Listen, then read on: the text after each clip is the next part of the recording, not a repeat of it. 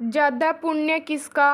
वर्धमान नगर में रूपसेन नाम का राजा राज करता था। एक दिन उसके यहाँ वीरवर नाम का एक राजपूत नौकरी के लिए आया। राजा ने उससे पूछा कि उसे खर्चे के लिए क्या चाहिए, तो उसने जवाब दिया, 1000 तोले सोना। सुनकर सबको बड़ा आश्चर्य हुआ। राजा ने पूछा, तुम्हारे साथ कौन कौन है। उसने जवाब दिया, मेरी स्त्री, बेटा और बेटी। राजा को और भी अचंभा हुआ, आखिर 4 जने इतने धन का क्या करेंगे। फिर भी उसने उसकी बात मान ली। उस दिन से वीरवर रोज 1000 तोला सोना भंडारी से लेकर अपने घर आता। उसमें से आधा ब्राह्मणों में बांट देता, बाकी के 2 हिस्से करके एक मेहमानों, वैरागियों और सन्यासियों को देता और दूसरे से भोजन बनवाकर पहले गरीबों को खिलाता। उसके बाद जो बचता उसे स्त्री बच्चों को खिलाता, आप खाता।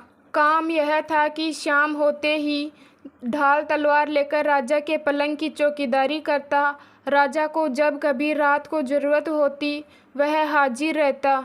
एक आधी रात के समय राजा को मरघट की ओर से किसी के रोने की आवाज़ आई।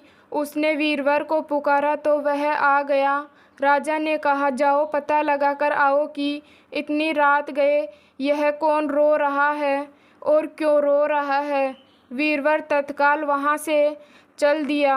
मरघट में जाकर देखता क्या है कि सिर से पांव तक एक स्त्री गहनों में लदी कभी नाचती है, कभी कूदती है और सिर पीट पीट कर रोती है, लेकिन उसकी आंखों में एक बूंद आंसू की नहीं निकलती। वीरवर ने पूछा, तुम कौन हो, क्यों रोती हो। उसने कहा, मैं राजलक्ष्मी हूँ। रोती इसलिए हूँ कि राजा विक्रम के घर में खोटे काम होते हैं, इसलिए वहाँ दरिद्रता का डेरा पड़ने वाला है। मैं वहाँ से चली जाऊँगी और राजा दुखी होकर 1 महीने में मर जाएगा। सुनकर वीरवर ने पूछा, इससे बचने का कोई उपाय है। स्त्री बोली, हाँ है। यहाँ से पूरब में 1 योजन पर एक देवी का मंदिर है। अगर तुम उस देवी पर अपने बेटे का शीश चढ़ा दो तो विपदा टल सकती है। फिर राजा 100 बरस तक बेखटके राज करेगा। वीरवर घर आया और अपनी स्त्री को जगाकर सब हाल कहा। स्त्री ने बेटे को जगाया, बेटी भी जग पड़ी। जब बालक ने बात सुनी तो वह खुश होकर बोला, आप मेरा शीश काटकर जरूर चढ़ा दे। एक तो आपकी आज्ञा, दूसरी स्वामी के काम, तीसरे यह देह देवता पर चढ़े। इससे बढ़कर बात और क्या होगी, आप जल्दी करें। वीरवर ने अपनी स्त्री से कहा, अब तुम बताओ। स्त्री बोली, स्त्री का धर्म पति की सेवा करने में है। निदान चारों जने देवी के मंदिर में पहुँचे। वीरवर ने हाथ जोड़कर कहा, हे देवी, मैं अपने बेटे की बलि देता हूँ। मेरे राजा की 100 वर्ष की उम्र हो। इतना कहकर उसने इतने जोर से खाड़ा मारा कि लड़के का शीश धड़ से अलग हो गया। भाई का यह हाल देखकर बहन ने भी खाड़े से अपना सिर अलग कर डाला। बेटा बेटी चले गए तो दुखी माँ ने भी उन्हीं का रास्ता पकड़ा और अपनी गर्दन काट दी।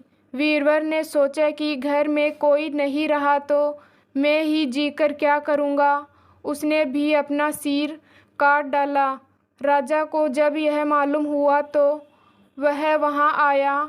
उसे बड़ा दुख हुआ कि उसके लिए 4 प्राणियों की जान चली गई। वह सोचने लगा कि ऐसा राज करने से धिक्कार है। यह सोच उसने तलवार उठा ली और जैसे ही अपना सिर काटने को हुआ कि देवी ने प्रकट होकर उसका हाथ पकड़ लिया। बोली, राजा, मैं तेरे साहस से प्रसन्न हूँ।